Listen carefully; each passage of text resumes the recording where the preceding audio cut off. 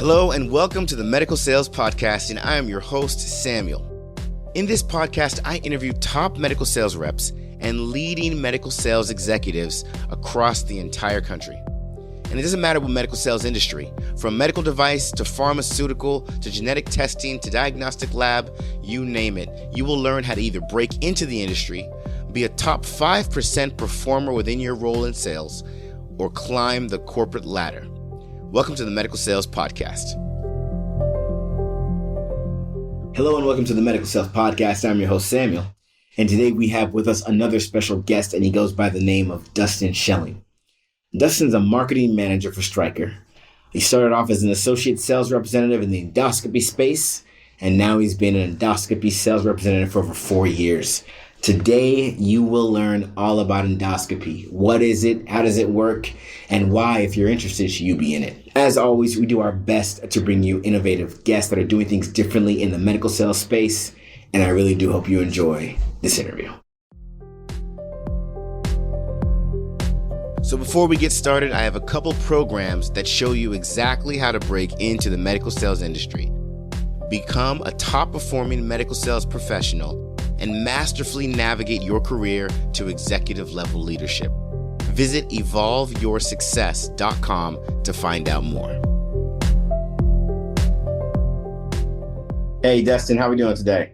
I'm doing good. How are you? I am fantastic. Why don't you tell everybody who you are and what you do? Yeah, absolutely. Thanks for having me on the show. My name is Dustin Schelling. I'm a marketing manager for Stryker, and I've been in this role about a year, and I've been in the med device industry for about 7 years, and it's been an amazing journey, and just happy to be here. Awesome. So, we have a lot of people listening to the show that they've never really understood what endoscopy is. They've never been in medical device sales. They just know of healthcare sales, and they're listening for the first time. Talk to us. What exactly is the definition of endoscopy medical device sales? Yeah, so endoscopy, at least in the realm that I work in within Stryker, is a little bit outside of the normal term. Endoscopy in general is, GI, you're thinking like flexible scopes, colonoscopy, etc. Like, we're not really doing a lot of that. But from a broader scale, like what it encompasses for us is minimally invasive surgery. So anything that's done through a small incision, our technology has a camera and a scope that we use to be able to visualize what's going on inside the body, so that our surgeons are making less of an incision. It's better healing, it's better recovery for the patient, and so endoscopy in general is just a minimally invasive approach that is providing a better solution and better outcomes for patients. Got it. So as an endoscopy rep, what's the setup like? Do you have a team? Is there a clinical specialist involved? Do you have associate sales reps? Give us a little bit about what the makeup looks like. Yeah, for sure. So the dynamic is changing, has been changing. It's it's a fluid environment, just like everything else. But I think from a holistic perspective, typically you've got a region of sales reps, right? Like, let's just take, for example, the Pacific Northwest, right? It covers 3 or 4 states. Within that, you've got call it 10 to 12 full line reps that cover certain geographies, certain accounts. And then some of those reps, depending on just the territory size, the sheer amount of business that it does, some of those territories will have an associate sales rep to help cover, to help manage cases, to learn, to grow. And then recently, of the past 4 years, Stryker has incorporated a model of a clinical sales rep. So that rep, we have one per region typically. And so they cover a broader scale. They cover less products. They're way more clinically skilled and in tune with what's going on. They're able to have deeper conversations than maybe your full line reps would, just about some of the technology and some of the clinical applications. And so they cover a broader range, but that's kind of like the makeup of our team within, at least within Stryker Endoscopy. And I think that is, similar through a lot of companies throughout the industry. Sure.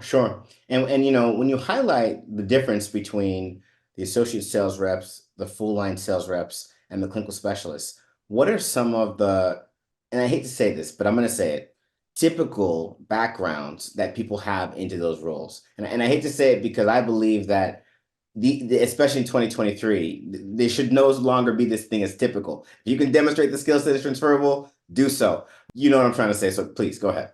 Yeah, of course. No, I think I actually love that question. I get that question all the time with people that are looking to break into the industry and people that are trying to get a foot in med device. And what I've always said, and it was very apparent to me when I first started trying to break in myself was I think that, and I think this is true for a lot of companies in med devices. They're going to hire the individual. They're not going to hire the background necessarily, right? Like if you want to be a software engineer, well, you better have a lot of technical Right. skills to be able to accommodate software engineering, right? And you want to be a director of software, you better have a tenure of experience doing that, right? And so what's really unique and what I love about medical sales is our background and diversity of people that can come into this job and do extremely well is so broad. I mean, we have teachers, we have physical therapists, we have Navy veterans, we've got people from all over and all different backgrounds. And I think that like if you're driven, if you're personable, if you're someone that people want to hang around with and you're fun and you've got high integrity, like that is going to attract most of these companies. And that's those are the people that you want to line up with anyway, right? Like that's who you want as a teammate, and that's who you want to associate yourself with. I've always been a firm believer if you're the smartest person in the room, you're in the wrong room, right? And you want to surround yourself with people that are driven and motivated. And I think that that's what's cool, and that's what attracts a lot of the talent that comes to these companies. And if you feel like those are strengths that you have, I think that the background at which you have in your career is a mute point, right? If you can get in front of the right people, the right hiring managers, the right connections within these med device companies, I think that as long as you're you and your personality and your strengths shine through, that's really the secret sauce. I hope you all are taking notes. Thanks for that. But that's good stuff. Okay, so let's get into it a little bit. Let's talk a little bit more about what are you selling in endoscopy? You mentioned full line, you mentioned minimally invasive. Give us listeners some context to what those things mean. Yeah. So within Stryker Endoscopy specifically, we sell capital equipment. Well, we sell both. We sell disposable and capital. And if it's like the easiest analogy I give to people is okay, so the capital side, right? You buy a refrigerator, right? Okay, that's cool. Like you've got now the bones of what the equipment is, right? Well, you need groceries, right? And those groceries come and go. So those are the disposable products that are being opened and used in every case. And so, Stryker Endoscopy is kind of a nice hybrid where our business is broken out about 60-40 of split between capital sales and disposable business. And so what we're selling from a minimally invasive approach is really a camera that allows the surgeon to see. That camera is connected to a scope. That scope goes inside whatever incision the surgeon's making, right? So if you tore your ACL, they would make 3 or 4 tiny holes in your knee. They would stick a camera in, and they would be able to see through this lens and this camera, and then they watch it on a monitor. So they're operating with their hands down here, and they're looking at a TV screen, right? And that's how they're doing the procedure through these tiny little incisions. And so that is now, extrapolated across all different types of surgical specialties between orthopedics, neurosurgery, Right. ENT, ear, nose, and throat, general surgery. So your lap chole cases, your, appendectomies. It's such a broad field, which is really unique for us, for Stryker Endoscopy, for our sales reps, for our clinical sales reps. We're seeing the full breadth of surgical specialties within the operating room. And again, most of it is based on a minimally invasive approach when it comes to our platforms. Right. Got it. Wow. Fun stuff. So listen, that sounds so cool. Talk to us a little bit about a day in the life of an endoscopy rep. What you're waking up at what time, you're doing what, how much of the day is cases, how much of the day is selling, like how does it all happen? Yeah. So everyone's sales strategy is a little different, right? And what's really unique, I would say, and something that I've always appreciated is the autonomy. As a sales rep in Stryker, you're given a quota and there's not a lot of micromanaging. You're kind of like, you got to go get it, right? Your numbers, call it $5 million. Well, go find $5 million, Like $5 million. right? Yeah. You're not getting a ton of this like someone over your shoulder or something like pressure to get reports out to you every week or checking in. Like January, you're getting a quota. December, where are you at, right? And that's kind of how it works. And so for me, like that is something that I absolutely loved, and I think the autonomy is such a beautiful thing. Now, obviously, that can be abused. And, people that, don't, that take it for granted, they can become lazy or get monotonous, and it can be detrimental. And, you miss quota, you're going to get fired. And so I think that like the day in the life is different for everyone based on the way that they want to go about their business and how they want to sell. But I will say a typical day is something like cases are starting around 7:15. My approach was always get there early because, well, one, like you want to be there first, right? You want to be there before your competitors are going to be there, right? So get there first. Second, what I loved about getting there in the morning was everyone's like their day hasn't started. The chaos hasn't ensued yet, right? So like they're chatty, they're there, like they're not like consumed with providing care to a patient. So your ability to like have conversations with them, get information, like connect with them, whatever your motive is for that day, like you're able to do that before cases start. At once cases start, like you're in there, you're helping troubleshoot, you're still trying to build relationships. But the likelihood of catching somebody at the perfect time goes down, right? Like it's easier to do it before cases start. So that's one of the things that I always prioritize in the morning. So mornings were absolutely key. I think that cases is a broad spectrum. I would say on average, cases go from 7 to 5. Now, do you need to be there for every case? Not necessarily, but it's dependent upon your territory and where you need to be and where you want to be. So that's like the autonomy piece. Like you're kind of making your own schedule. Now, obviously, there's times where you may be in a trial or you're demoing the product. Like you've got to be there for those, right? Like there's no ifs, ands, or buts about it. But within endoscopy, most of the procedures are elective. So they're scheduled procedures. They're not, it's not a 2 a.m. You're getting a phone call like, I need you here right now. Most of the time, people are familiar enough with the setup because they've been doing it for so long that like they're good on their own. Now that happens occasionally. It doesn't not exist, but for the most part, it's scheduled cases and you're able to control your schedule to some degree. But the day to day is variable. Like it's never the same. You could be have this glorious plan to be in all these cases, and then an account calls an hour and a half away, and their monitor doesn't work, and the surgeon's upset, and like, okay, boom, you're in the car and you're on the road, right? Like, so that always kept me on my toes. But that's something I loved about it was I loved the chaos a little bit. Right. Maybe I'm crazy, but kept me on my toes and kept it interesting. So then you would say that you take advantage of the mornings. How many cases would you say that the average endoscopy rep is doing a week? Yeah, I would say probably 3 to 4 cases a day. So, what is that? 20 cases a week, 25 cases a week. And usually they're between what time frame? I know it can vary, but what's the general? Yeah, 7 to 5, basically. 7 to 5, right? You did say that. So 7 to 5. Okay, so every day, 7 to 5. And then when are you selling? One thing you said that I want the audience to really get some context on is you said get there before your competitors do. So you're trying to get to your surgery that you scheduled in which your product will be utilized, but you're still trying to get there before the competitors do. Explain to us why. What's the dynamic there? For sure. Listen, there's a lot of fish in the sea, right? And you got to be a shark. Like there's no ifs, ands, or buts about it. And if you aren't, like you're gonna get beat. And it is like, I don't know what the saying is, something about 80% of the job showing up. And that's so true. Like the amount of times, and then this will roll into your question about selling, like the amount of times and opportunities that present themselves simply from being there is where most of the selling is done. Sure, you're setting up meetings with surgeons, you're doing things to like get your products in front of them, product fairs, flying to trade shows, X, Y, and Z. And I think that all that stuff is like really, really incredibly impactful, especially like the trade shows and conferences, because surgeons are a different anyone, nurses, surgeons, they're different outside of the operating room than they are in the operating room, right? So I think that those things are really, really impactful. But that being said, like I would say 70% of my selling was done in the OR.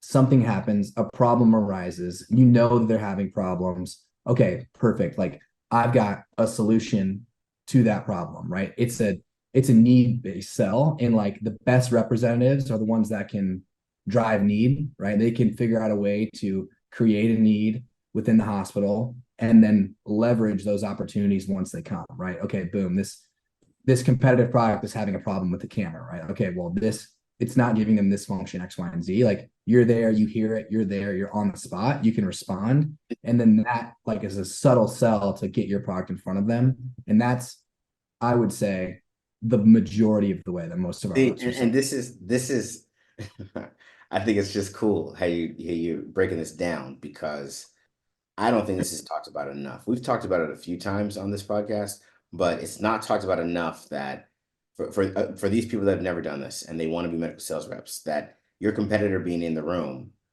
ready to undercut you at any moment, is ever present. Talk to us a little bit about what the scene actually looks like, so we can give our listeners some context. Yeah. So in the hospital, they make reps wear red hats.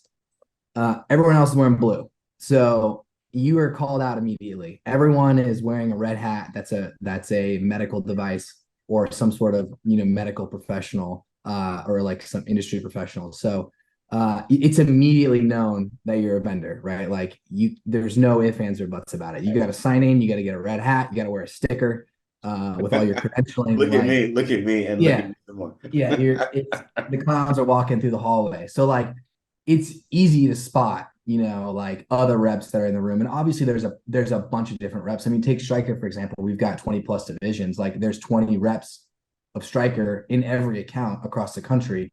Now they're not all at that account that same day, right? And maybe some cover bigger geographies, but like you take that times all the different companies, like there's a lot of reps in the hospital. And you become acutely aware of who is your biggest competitor, right? Like very quickly. I think that like, and if you don't know who that is, then you probably won't be in this role for very long. So you become very aware and keen to who is your competitor, who's trying to take your business, who has the business, and who are you trying to take it from. And then I mean, that to me, like, I grew up playing sports. That was something that was like so vital to my life. And I think that the competitive nature is something that always was a huge draw for me with this industry. And this is the closest thing to competitive sports there is. Like, it is the Wow. most competitive, like intense day to day where someone's coming after you. They're coming after your table, and you got to defend it or you got to try and take theirs. Like, and it's a fight. And for me, Killer, be killed. yeah, I mean, it is like and that to me, it kind of, I'm getting like excited about it. Like it I kind of can creates see it, man. We can hear it. I love it. it creates a fire. And that, like, to me, is just, it's a motivator. And Yeah. you want to surround yourself with people that are successful, and you don't want to be the one, dead weight. And so you're trying to succeed, and you're trying to win, and it's so competitive. But your competitors are everywhere, and they're always gonna be. So it's trying to outsmart them, be a better strategical player, and then show up. And I say wow because I've heard all everything you're saying, I've heard. But the way you're saying it, man, you can see that as you just pointed out, you got a passion behind this, and the competitive nature that carried you in your youth when you were in sports is clearly still very much alive. And it's why so many competitive people are drawn to medical sales. So that's just cool to see. So endoscopy is an interesting one. Now, you kind of highlighted that even though you've been in endoscopy, you've had the opportunity to see a bunch of different fields and just kind of see how they are, or maybe just come into contact with reps that come from them, and so you know what's going on. In the best way possible, how would you say endoscopy is different than other fields in medical device sales? I think that there's a level of intimacy with, medical device sales in general. Like, you're very close, like the relationships, like number one, like you could be the best clinically developed rep in the country. You could have the most tenure. You could know the products better than anyone else. And if you can't build a relationship, that's all for nothing, right? If you can build a relationship and you like halfway know your products, but you have got these people and you are like super tight with them, the odds of you being able to get that sale is in exponentially higher, right? And so like all those things are incredibly important, right? Being driven, being a product expert, and being able to build relationships, all those are important, but like relationships is the name of the game. And I think that like a lot of industries or a lot of like sectors of med tech, med device, are intimate and relationships are always key. But I think with this one, because you are so customer facing and you're so present every single day, I think the relationship piece and just the intimacy of the job is so critically different in this role because it's not just the surgeon, it's not just the nurse, it's not just the scrub tech, it's not SPD, it's not supply chain, it's not biomed, it's all of them. And they all have a say and they all have a different part of the process, right? The C-suite's involved. Every single part of this organization and this structure has a say and an input on whether this $3 million capital deal is going to go through, right? And so you're the one narrating the story. You're getting the right people to say the right things and you're getting them to say it at the right time, right? But you're the orchestrator, right? And you've got to be the one moving the pieces. And I think that's the beauty of this job is it's intimate on so many levels and you start to like really understand the organizational structure of the hospital and all of the key contributors and all the different facets and what's important to them. Because what's important to biomed, what's important to the CFO, and what's important to the surgeon are all very different. But you've got to be able to develop a intimate relationship with all of them to be able to have all of them singing the same song and getting them to the end goal, which is obviously getting the order and getting the gear into the facility. I love it. I love that. I love that. What would you say the average sales cycle for endoscopy sales is? Yeah, great question. I think that, we've got two different types of buying cycles. You've got customers that are cash purchases where they buy it in cash, and then they typically want to use that equipment for longer periods of time. And then you've got teaching institutions, you've got high academic facilities, or just a facility that's like, they really want to be on the cutting edge of technology. And you think about cameras, think about endoscopy technology. We typically launch a new camera, a new generational platform every 5 years or so, 4 to 5 years, right? And that's standard across most like medical device, like endoscopy type portfolios where cameras are being innovated. Think about it like an iPhone. Like you've got Apple iPhone, you've got the Galaxy. Like every year they're coming out with someone new, right? Something new. Ours is typically 4 to 5 based on every like camera provider in the market. Whether that's via software, whether that's via actual new hardware. But you got typically two different buying cycles. You've got cash and they typically hold those for longer. And you've got leases that are institutions that want to stay on the forefront. They want to be the thought leaders. They want to have the newest technology. And those leases are typically 3 to 4 years, right? So they're turning over, they're getting the new gear as it comes out. It's just kind of two different customer sets and every customer is different. It's hard to pin one versus the other, but you'll get a sense of it once you get your feet on the ground and start to like understand the customer's buying cycle. But that's in a nutshell, like kind of what it looks like from a purchasing pattern and just like turnover on camera generations. Got it. Now, for people that are listening and are really just excited by everything you're sharing with what it means to be in endoscopy, real quickly, who's the kind of person that should stay away from endoscopy and who's the kind of person that should be running to endoscopy? Yeah. So I think people that well, I'll start with the easier one, which is who should come to endoscopy. I think that for us, if you're like incredibly driven, if you're competitive, if you are like loyal, trustworthy, have high integrity, like are always wanting to do the right thing, like that's like baseline, right? Like that is the people that we attract, the people that we want to run with, the people that we want to surround ourselves with. Like that is absolutely the market of the type of individual and the type of talent we're looking for. That's the standard. Yeah.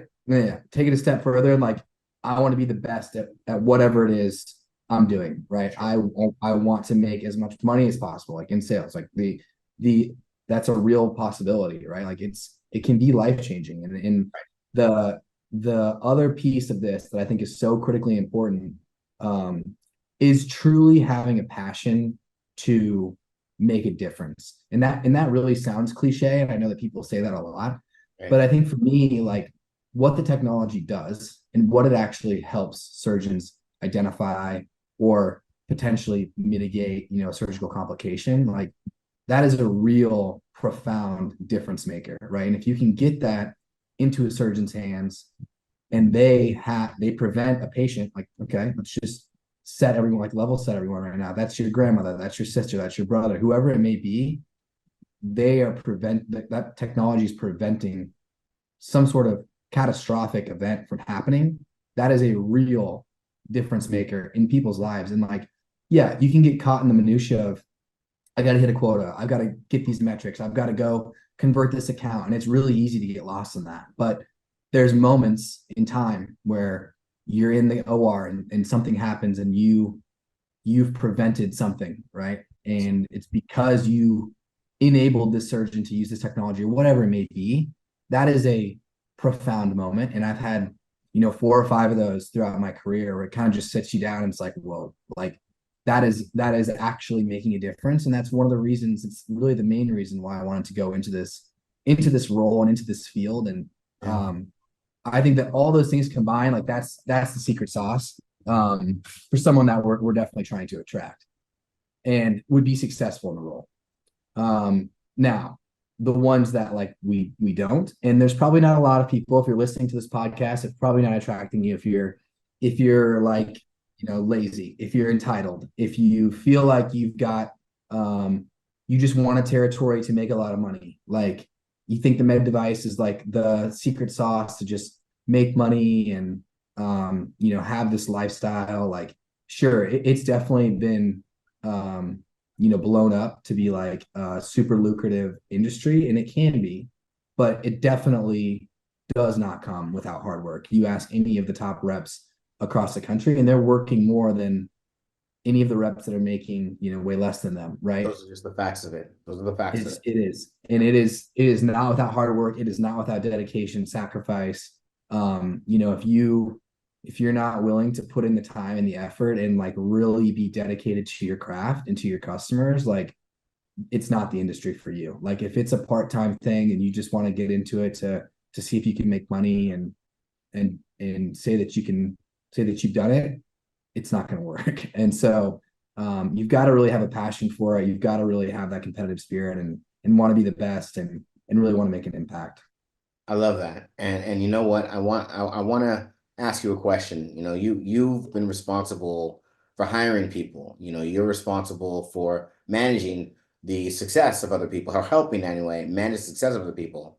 When it comes to hiring someone and you're evaluating them for their authenticity and they're telling you, look, Dustin, I want to be on your team because I want to help people.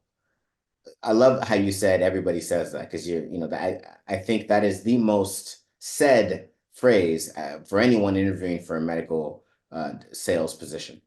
What makes that phrase real for you? What are candidates doing that makes that phrase real for you? Yeah, I think that like for me, it's you can kind of tell. You can't always tell through a resume, but like sometimes a resume will give you indications like, okay, are they volunteering? Are they doing like have they had a place in their community? Were they in a fraternity and sorority and they did all these extra things on campus, like to, be a part of something bigger than themselves? Like, things that are like near and dear to my heart, take Special Olympics, for example. Like that is something that I've always, had a huge passion for. And I think that like is something so profound to me individually. You look and you try and understand, okay, of all these people that say they want to make a difference, that's everyone saying that. Give me an example of how you're doing that, right? And it could be something that they're doing for their brother or sister. It could be something that like, give me selfless action that you're providing to others that has no benefit to you. Like that's what I want to see. And I think that if that can shine through and if those people can, illustrate that point, like to me, the biggest barrier to entry in this field, this is my opinion, I don't know, others may not share this opinion, but entitlement is the like dagger, right? If I feel that you're entitled in any way, shape, or form, like to me, that's an immediate turnoff. And I just don't think that behavior and that like personality trait will really shine, and it will not make you successful in this industry. And so if I can see people that are, that are selfless, that are driven, that are humble, that want to be the best, and they want to succeed, and they want to make a difference, and there's action behind it. Okay, well now that is tangible. That's something that I can actually run with and get a sense for it. Love it. I love it. Okay. Now, there's a couple things I want to get into, and then we're gonna wrap it up. But I want to understand, let's go back to your beginnings. You graduating college. I want to understand, what were you thinking you were gonna do? You get into medical device sales, and then okay, I'm not gonna tee it all up. Let's start there. You graduated college. What did you think you were gonna do? Oh man, I had no idea. I mean, no idea. I went to college at Iowa State. I switched my major 4 times. I had no clue what I was going to do. Like, I ended up getting a degree in kinesiology and exercise science, and I wanted to go to like master school for athletic training. I did a stint in athletic training at Iowa State. I toured schools. Like that to me was kind of like what I really wanted to do. What was your Uh, sport? well, I didn't play in college, but I like athletic training wise, like I helped every sport, Okay, for okay. like my little stint in athletic training. But I knew it wanted to be something exercise based, and so my degree was in exercise science.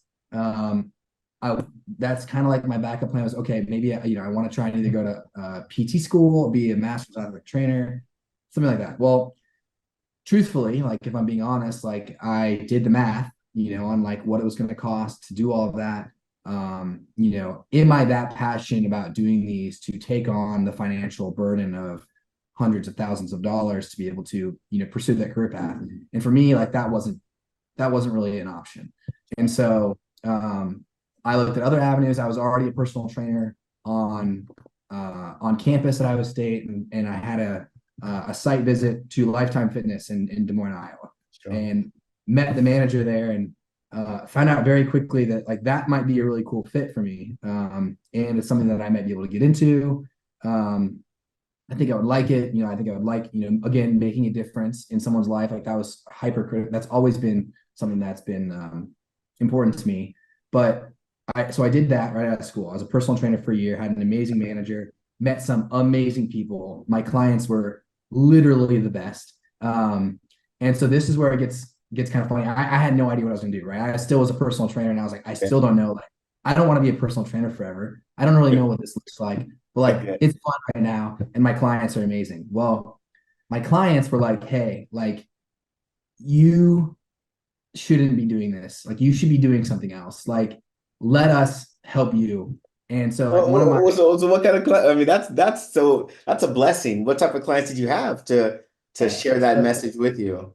yeah, so I I was just like small group personal training clients, and I would meet with them. I would try and get them to sign on for personal training, and I had some really I still am in contact with them, like, That's awesome. and I haven't even been with them, like working with them for 7 years. I love it.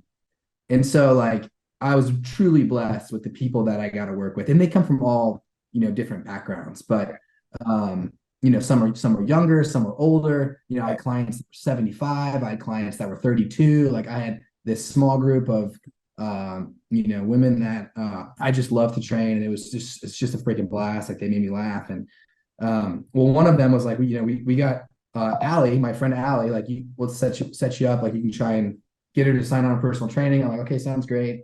And at this point in time, like I had already gotten a nugget about Striker, and one of my clients like you should look and trying to do something like that. Like I know someone at Striker, like they love it, like you should just look into it. So I like started applying for jobs like with Striker, like on the low for like a long time, probably 3 or 4 months. I probably sent like 100 applications. I had all the cover letters and resumes in my email.